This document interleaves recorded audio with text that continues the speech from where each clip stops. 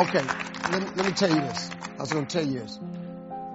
The way to become a millionaire, if you could think of how to become a millionaire, you do it by Friday. You don't have to go that far. All you have to do is think of your God-given gift. All of you have the ability to make, you can charge, all of you can do something somebody will pay you $10 to do. I don't care if it's cutting grass, doing their hair, painting a wall, babysitting, taking care of the elderly, teaching, tutoring. Everybody can do something for $10. This is how I got to this place of success. My jokes were $25 a night. I made that for a long time. Whatever you do to make $10, this gift that God has given you at birth, because God never created a soul He didn't give a gift to. All of you have one. All of you have one. I don't care if it's frying chicken. Some of you fry chicken better than anybody else, bake pie, do hair, something. Do whatever it is for $10. After you make the $10, I want you to do it 10 more times. You'll now have $100. After you make $100, whatever you did to make the $100, that $10 idea, I want you to do it 10 more times. You're going to have $1,000. Now, it's going to get a little more difficult, but after you make $1,000, whatever you did to make the $1,000, I want you to do it 10 more times. You now have $10,000. Now we got to focus now. Whatever you did to make $10,000 that started off with your $10 idea, what I want you to do is focus. I want you to do it 10 more times. You now have $100,000. Now, this is where it gets very, very difficult. You're going to have to hire some people. You're going to have to pay some people some money. But you take that $100,000 and you reinvest it. And what I want you to do is whatever you did to make the $10 that you did 100 times that turned into $100,000, all I want you to do is take that same idea. Don't change nothing. Do it 10 more times. I got news for you. You have just made $1 million. And all it was a $10 idea. You do not have to complicate this thing. You don't need an education to do this. You just need the principles of success. I'm telling you, man, I took these $25 jokes and I turned them into a lifestyle. You can take this God-given gift that He gave you and stop thinking of how to make $1 million. Just go make $10 and do everything 10 times as hard. Now, it's going to be hard. Understand that. It's going to be very hard. But you ain't got nothing else to do. Because let me tell you something about being not successful. Being not successful, that's really hard too. So you might as well apply yourself to something that has a benefit. I'm telling you, that's how you make $1 million. Quit tripping. Quit tripping.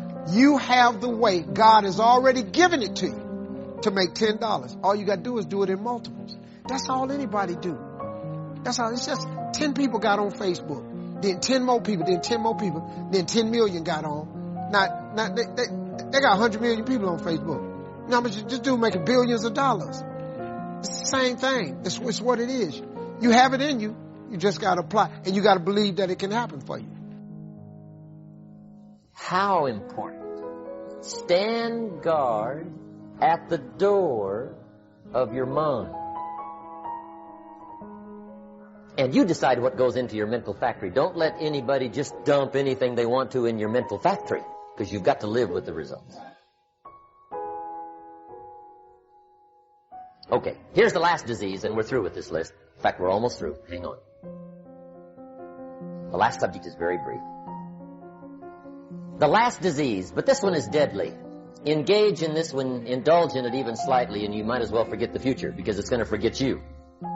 Complaining, crying, whining, griping. A Bible word called murmuring. See, that'll ace your future. Spend 5 minutes complaining, and you have wasted 5. And you may have begun what's known as economic cancer of the bone. Surely they will soon haul you off into a financial desert and there let you choke on the dust of your own regret. I hope I said that well, so you won't forget. It's a deadly disease. If you don't think it's bad, ask the children of Israel of Old Testament fame. Typical of us all, their story just happened to get in the book. Story says, children of Israel were slaves. God performed a series of dazzling miracles and got them out. And now they're heading for the promised land. Remember the story? Heading for the promised land. Tragedy of the story? They never got reason. From day one, they started to complain. They griped about the water. They griped about the weather. They whined and cried and griped about the food. They griped about the leadership. They whined and cried because it was too far, too cold, too hot, too difficult, too miserable. I mean, they whined and cried for years. Finally, God said, I've had it, trip canceled. Or something like that.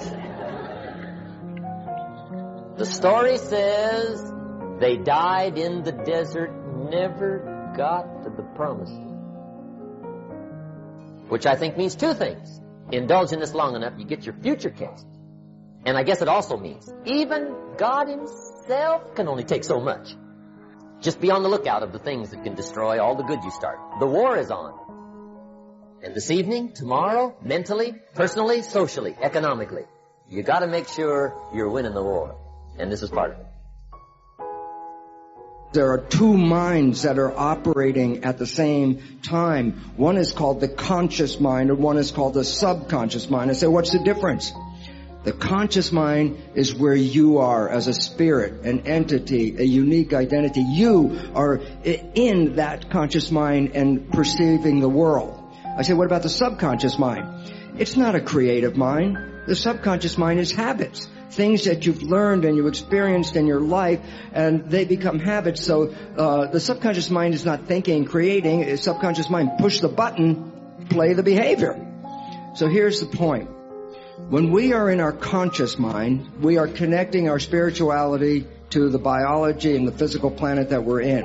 And that is the creative mind. That's the one you wake up in the morning and say, oh, I wish I had this and I desire that, and these are the things I want. And then you go out and start the day, and then guess what? 95% of the day, you are not operating from the conscious mind. Science has recognized 95% of the day, because we are thinking 95% of the day, our behavior is now controlled by the subconscious mind. I go, okay, so what's the difference? And the final conclusion of this is, the conscious mind with your creativity has your wishes and your desires. The subconscious mind was programmed by other people. Your mother, your father, your siblings, and your community. So what is the difference? You wake up with a wish and a desire of what you want, and then the rest of the day, you play the programs that you got from other people that don't answer your wishes and don't support your desires, and all you see is the consequence of it and go, oh my God, why is it not working? And the answer is because you don't see, because remember the name is subconscious, below conscious. So when that behavior is playing, psychologists will tell us 70% or more of the programs in the subconscious are disempowering, self-sabotaging, and limiting behaviors. So the simple reality is this. We have great wishes and desires, and yet our life is not controlled by that. Our life is controlled by the programming, and that programming is the disempowering program. So all you see is the consequence of the invisible subconscious, which will sabotage all the desires and wishes you have. And then to conclude that, what if you just didn't default to the subconscious? What if you just stayed in the conscious mind? That's called being mindful. And why is it relevant? Because when you stay conscious, keep your mind present, you are the creator of your life. And when people are in mindfulness, they manifest their wishes, their desires, and their happiness. So for all of us, it's sort of a wake-up call. You think you're running your life with your wishes and desires? It's an illusion. You're really running your life with your programs acquired from other people. In my mind, as I think about this idea of getting what you really want and being able to attract it into your life, what we have to look at is basically the obstacles that we have conditioned ourselves. You notice I say that we have conditioned ourselves. Because I've never believed that we need to be putting the responsibility on someone else. If you're conditioned, it's because you have allowed yourself to become that. And if we've conditioned ourselves to believe certain kinds of things, and one of the things that we kind of believe and hang on to and live with is this whole idea that all of the things that happened to me in my past are what are keeping me from doing what I'd like to do today. So we hang on to these things and we fill ourselves with blame. You say, I'm the middle child. I'm the youngest child. I'm the oldest child. I'm an only child. I think some of it has to do with what we've been speaking about, is that to address the problem squarely is actually quite daunting. I mean, the difficulties are manifold. Inequality is real. Individual malevolence is real. To constrain it inside yourself is extraordinarily daunting. To read history as a perpetrator is traumatizing. These are hard things. And then to think through the problems of addressing something like inequality instead of reacting to it in a knee-jerk, compassionate manner and implement policies on that basis that are going to be counterproductive, that's also extraordinarily difficult. So there's difficulty as part of it. And then I would also say, well, we haven't talked about the resentment that drives the discussion of inequality. It's not like everyone on the left is overwhelmed by compassion and that's why all these brutal things tend to happen. It's that they're also overwhelmed by the same sort of jealousy that Cain had for Abel and the same sort of murderous impulses that emerge very rapidly as a consequence of that jealousy. He has more than me. He must be a perpetrator. It's morally obligatory for me to take him out. Well, that's an easy message to sell. I read about how the communists de-kulakized the Russian countryside. So imagine, it's Russia. You're in a village. It's 30 years, something like that, after the serfs have been emancipated. There's a few agriculturalists who've managed to produce successful agricultural enterprises. And, maybe they have a couple of cows, they have some land, they're able to hire a few people, and they're raising almost all the food, right? And they're a minority in any village because the hyper-productive, successful are always a minority. So they're a minority in every village. So the secret is to say, am I in beautiful states of being or am I suffering? And to end the suffering, I'm going to show you how in a second. We're doing exercise. But first, what are beautiful states? Well, happiness is a beautiful state.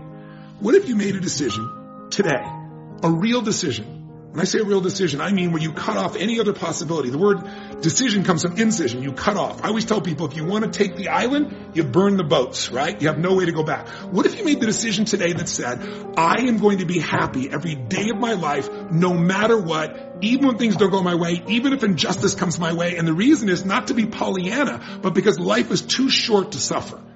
And then when I'm suffering, when I'm pissed off and frustrated and stressed, it's so much harder to fix a problem than if you're in a beautiful state. So what would be a beautiful state? Happiness, joy, creativity, drive, hunger, awe, curiosity, fun, playfulness, boldness. When you're in a beautiful state, no one has to tell you what to do, and what you do is always great for you and it's great for other people. It's uplifting. So if you're in a beautiful state, if you train yourself to be in a beautiful state, I was already doing that. I was in a beautiful state most of the time, but not all the time.